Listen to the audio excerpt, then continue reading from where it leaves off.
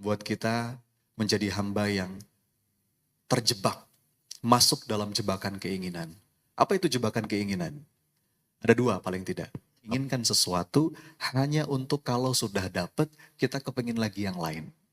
Dengan kehilangan rasa syukur, rasa menikmati apa-apa yang sudah kita miliki. Faktornya banyak. Bismillahirrahmanirrahim. Di antara hikmah besar dari ibadah puasa adalah mendidik kita untuk mengendalikan keinginan. Berjam-jam, 12-13 jam lebih, kita mampu menahan diri, gak makan, gak minum, dan ketika berbuka, yang kita butuhkan gak banyak, sedikit, dan itu cukup. Jadi puasa itu mengajarkan kita untuk mengendalikan keinginan, berpuas, berbahagia dengan apa yang kita butuhkan, bukan dengan apa yang kita inginkan. Karena kalau kebutuhan itu nggak banyak.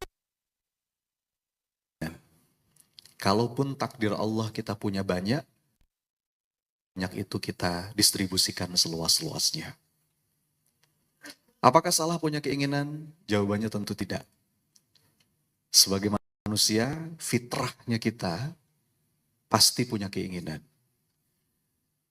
Dengan kita punya keinginan, efeknya kita punya dorongan untuk terus bertumbuh. Justru kunci sukses itu dimulai dari kemauan, dari keinginan yang kuat. Tapi poin pentingnya adalah kalau tidak hati-hati, itu bisa menurunkan happiness level kita.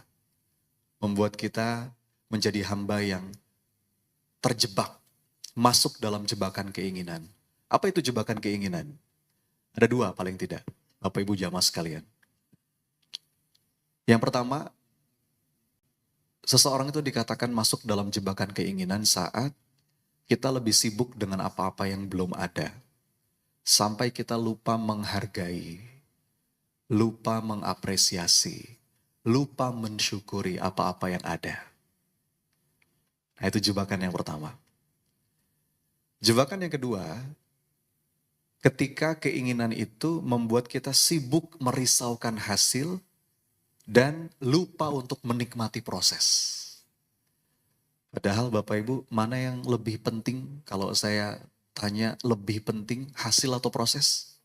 Proses. Kenapa?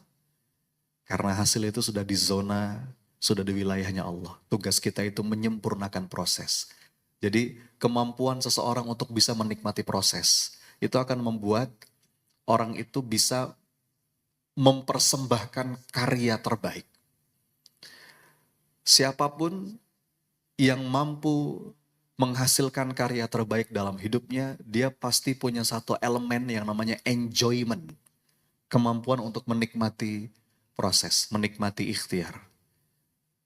Jebakan keinginan membuat kita sibuk merisaukan hasil. Sibuk mencemaskan masa depan. Padahal belum tentu kita punya masa depan. Masa depan itu di luar kendali kita. Yang dalam kendali kita adalah merencanakan yang terbaik, melakukan yang terbaik. Nah, ini beberapa jebakan yang cukup berbahaya saat kita kehilangan kendali atas keinginan kita. Ada satu istilah dalam kajian psikologi itu namanya hedonic treadmill, Pak. Apa? Hedonic treadmill. Pernah dengar ya? Jadi satu keadaan kita itu berputar-putar dalam keinginan demi keinginan. Ketika lulus kuliah, baru diterima bekerja di sebuah perusahaan, di sebuah lembaga, atau mungkin baru bangun bisnis. Di momen itu ketika baru memulai semuanya, punya keinginan. Enak ya kayaknya kalau punya mobil. Gak usah yang muluk-muluk lah, mobil yang biasa-biasa aja. Apa Pak mobil yang biasa contohnya? Boleh gak sebut mereknya? Ya Avanza, alhamdulillah. Punya Avanza udah syukur, alhamdulillah. Oke, akhirnya berjuang, batu pas keringat. Ya. Kalau kata teman saya P13. Tahu P13 Pak? Pergi pagi, pulang petang, pinggang pegel-pegel, penghasilan pas-pasan, potong pajak pula. Pas pensiun penyakitan. Nah, berapa tuh P-nya? 2 tahun kerja keras, kebeli tuh akhirnya. Avanza tadi. Cash, nggak pakai kredit ini. Cash. Nah pertanyaan saya, ketika di level itu, bahagia nggak? Jawab Pak. Bahagia dong. Udah lama nih kepengen ya. Nah pertanyaan kedua sekarang, berapa lama kebahagiaannya? Ini dikaji Pak oleh para peneliti dalam beberapa kajian. Apa penelitiannya? Ketika seseorang itu terjangkiti sindrom hedonic treadmill, rasa senang itu, rasa bahagia itu hanya bertahan 3 sampai 6 bulan. Berapa lama Pak? 3 bulan rata-rata. Itu 3 bulan mobilnya dilap terus. Plastiknya nggak dibuka. Begitu ada yang tergores sedikit seakan-akan hati yang tergores. Setelah 3 bulan, apa kata para peneliti? Mendadak jadi biasa. Jadi apa? Bias. Istilahnya itu happiness bias. Atau bias kebahagiaan. Biasa aja tuh. Dan kepingin lagi yang lain. Nah ini hedonic treadmill. Apa itu? Saat kita menginginkan sesuatu, hanya untuk kalau sudah dapat, kita kepingin lagi yang lain. Dengan kehilangan rasa syukur, rasa menikmati apa-apa yang sudah kita miliki. Faktornya banyak. Mungkin bisikan teman kantor gitu ya. Hey bro, antum ini manajer kok mobilnya Avanza. Gak cocok. Minimal apa Pak? Minimal apa? Ya paling gak Pajero lah, agak pantas dikit gitu. Itu mendadak hilang tuh kebahagiaan dengan Avanzanya tuh. Ya, apalagi habis naik mobil temennya yang lebih bagus gitu, begitu balik ke mobil sendiri, kok jok jadi keras gitu ya. Setir jadi berat. Hilang kebahagiaan dengan Avanzanya. Kerja keras lagi, banting tulang lagi. Oke, dikejar nih Pajero nih. Ya, setelah 2 tahun, anggaplah semuanya lancar. Karirnya bagus, ya. Memang kinerjanya baik, dipercaya sama atasan. 2 tahun kemudian kebeli itu Pajero. Pertanyaan saya sama, pada level itu bahagia nggak? Bahagia. Senang? Senang. Pertanyaan berikutnya, berapa lama? 3 bulan. Ini namanya hedonic treadmill. Mungkin sama ya dengan beberapa di antara kita. Dulu waktu belum nikah ngomongnya gimana? Saya itu mas, kalau menikah sama dia, saya akan bahagia selama-lamanya. Forever, ever, and ever. Setelah menikah berapa lama Bapak Ibu? Siapa yang ngomong itu? Tadi saya dengar suara 3 bulan. Ini namanya hedonic treadmill. Jadi ini jebakan. Dan sebagaimana yang Allah sampaikan dalam Quran surat Al-Hadid, Bapak Ibu, ayat ke-20, ini menurut saya ayat ini merangkum hakikat keinginan manusia dalam hidup.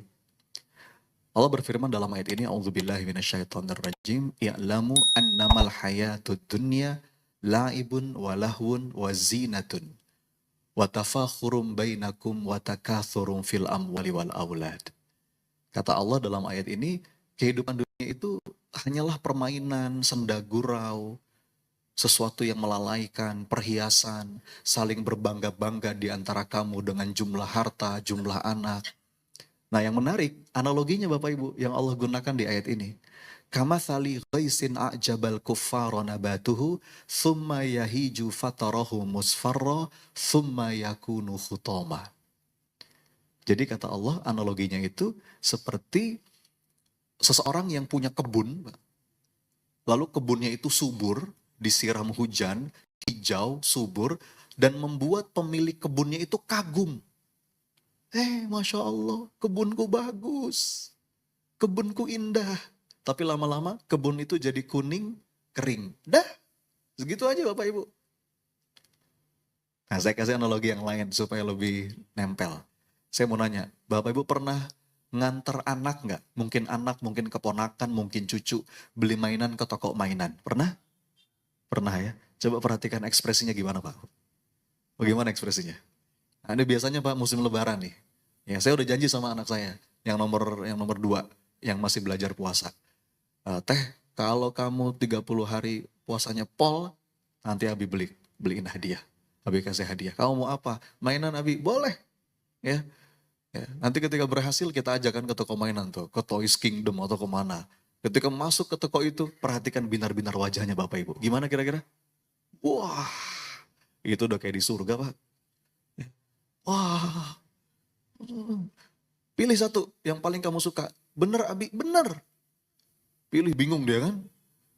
Gitu dia udah ketemu, yang ini aja Abi. Oke, bener kamu yakin yang ini? Yakin Abi. Oke, baik. Langsung buru-buru pengen dibuka. Betul Pak? Bayar dulu. Dibawa ke kasir, kita bayarkan. Itu Anda perhatikan. Dari toko mainan Bapak Ibu sampai rumah, dipeluk itu mainannya. Bener gak? Dipeluk Pak. Diintip sedikit. Seneng gitu ya. Begitu sampai rumah langsung dibuka. Dimainin sama dia. Hari pertama, hari kedua dibawa tidur tuh Pak. 2 minggu kemudian, di mana itu mainan? Hah? Di mana 2 minggu kemudian? Hah? Saya pernah suatu hari Bapak Ibu ngelihat mainan anak saya tergeletak begitu saja di dapur dekat tempat sampah. Ya, saya terdiam waktu itu dan saya tatap mainan itu. Dalam hati saya ngomong, ya Allah nak, Abi tuh masih ingat dulu kamu seneng banget sama mainan ini. Tapi entah kenapa sekarang kamu abaikan. Kenapa? Karena buat dia mainan itu sekarang udah kuning, udah kering. Awalnya aja hijau.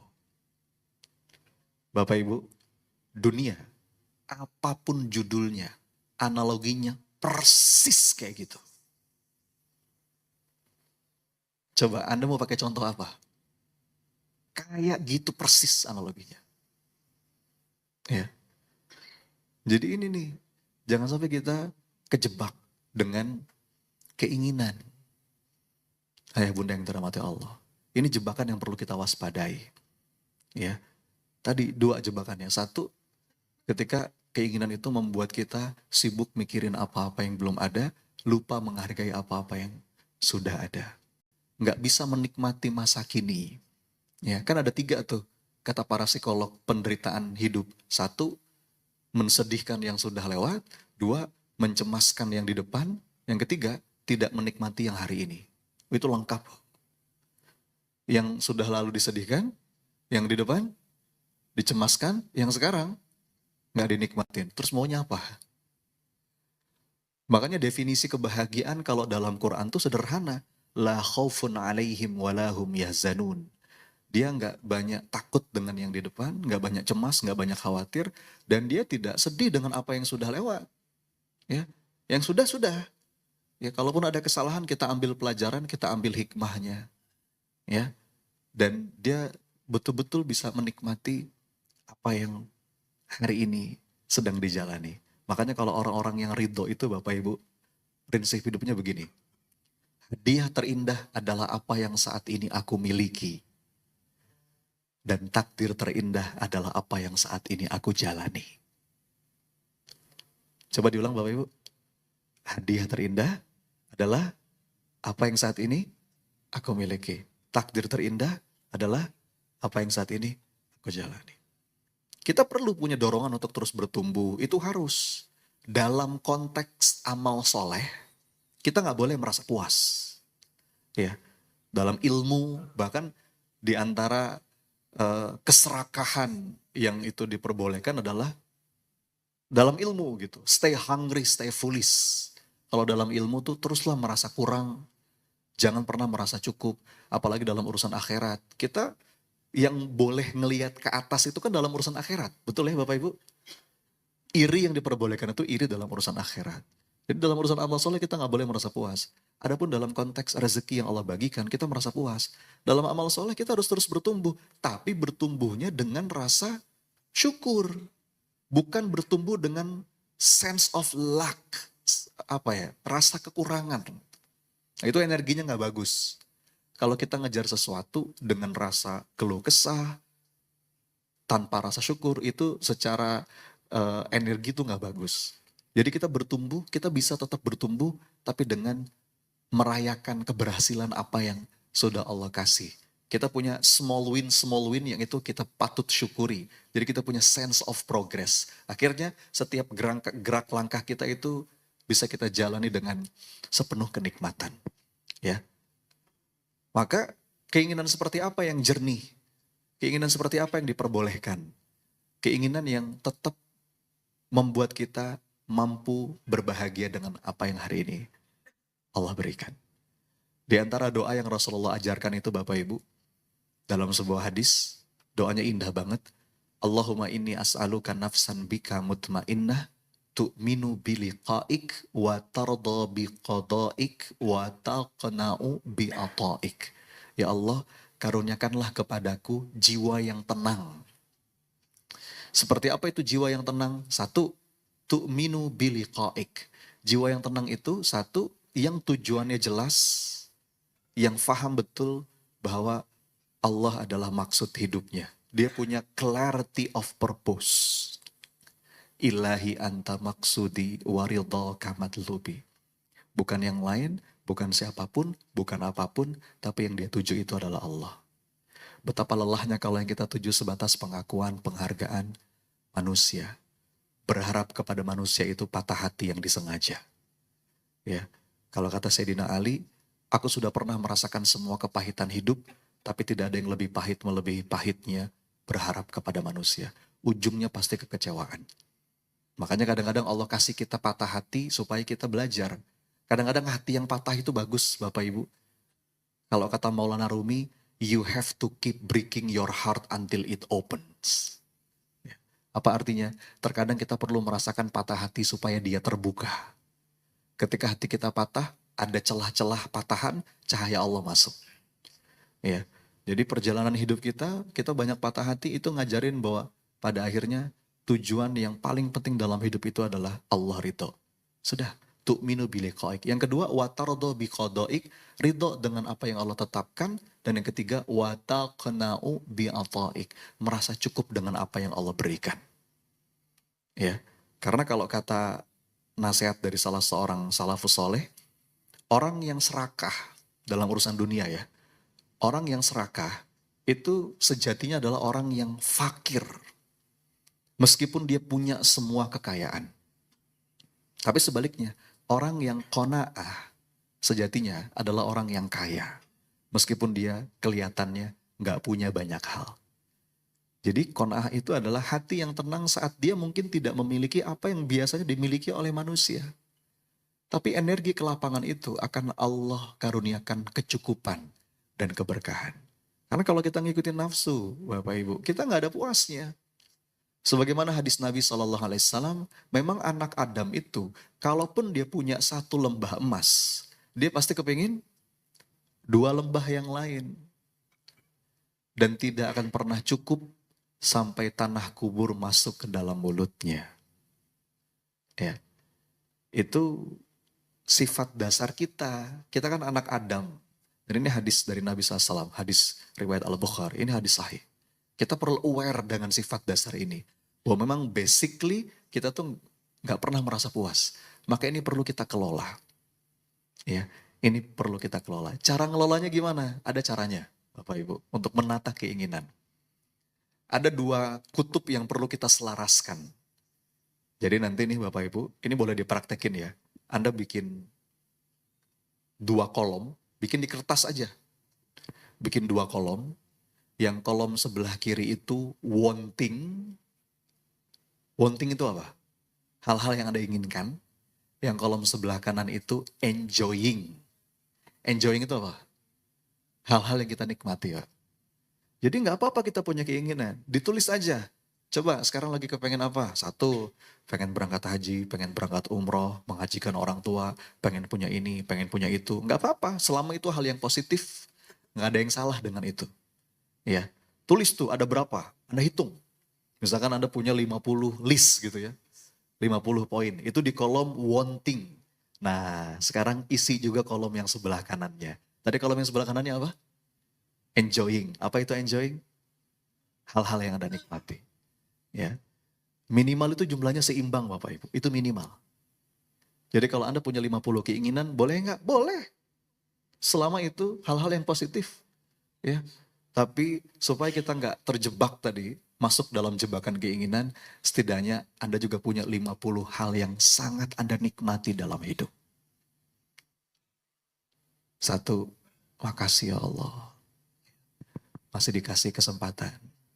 Nafas. Makasih ya Allah. zuhur tadi masih engkau ilhamkan datang ke masjid untuk bisa sujud. Bahkan kalau kata guru saya, Bapak Ibu, dua nikmat yang paling primer dalam hidup itu bernafas dan bersujud. Coba diulang, apa? Bernafas. Yang lain itu sebetulnya nikmat sekunder. Nikmat primer itu cuma dua, bernafas, bersujud. Kalau kata Imam Ghazali, seandainya engkau masih belum ngerti betapa nafas ini nikmat, coba main ke kuburan. Kamu tahu nggak apa yang paling diinginkan sama orang-orang yang sekarang sudah dikubur? Apa Pak? Boleh nggak ya Allah hidup lagi bentar aja memperbaiki amal. Jadi saat kita bangun tidur, Allah kasih anugerah nafas, itu demi Allah anugerah besar. Kemarin saya baca tulisan dalam bahasa Inggris, bagus banget. Tulisannya begini, every breath you took is love. Apa artinya? Setiap nafas yang kita hirup adalah cinta. Ya, cinta dari Rob kita. Yang kedua nikmat sujud. Ya, sujud itu anugerah terbesar. Nggak semua orang Pak Bu diilhamkan sujud sama Allah. Betul ya? Makanya ada dua istilah nih yang perlu kita bedakan. Ada sujud syukur, ada syukur sujud. Bedanya apa Bapak Ibu? Kalau sujud syukur itu kan kita bersujud untuk mensyukuri suatu nikmat. Betul ya? Bapak Ibu dapat rezeki besar. Oh kita sujud. Makasih ya Allah. Itu namanya sujud syukur. Ya, anak kita diterima di kampus favorit. Kita sujud. Makasih ya Allah. Ya. Kemudian suatu hari kita selamat dari kecelakaan. Kita sujud. Makasih ya Allah. Itu sujud syukur. Kita bersujud untuk mensyukuri suatu nikmat. Tapi ada yang kedua. Yang kedua apa? Syukur sujud. Maksudnya apa? Sujudnya itu sendiri yang kita syukuri. Ya. Makasih ya Allah. Gak semua orang dikasih kesempatan. Tapi engkau masih ilhamkan hamba untuk sujud. Maka nikmati Bapak Ibu setiap sujud itu, kata para ulama, yang akan kita rindukan. Ya, saat nanti kita sudah di surga adalah sujud. Yang paling kita rindukan saat kita di dunia itu adalah sujud kepada Allah. Jadi kita punya kolom wanting. Gak apa-apa, biasanya kan kita bikin dream book nih, apalagi awal tahun. Dream book, ini hal-hal yang mau kita tuju, ini target-target hidup kita. Ada 20, 30, 50 item. Nah, perlu diseimbangkan juga dengan enjoying hal-hal apa yang kita nikmati. Makasih ya Allah anak-anak sehat. Makasih ya Allah masih bisa memeluk mereka.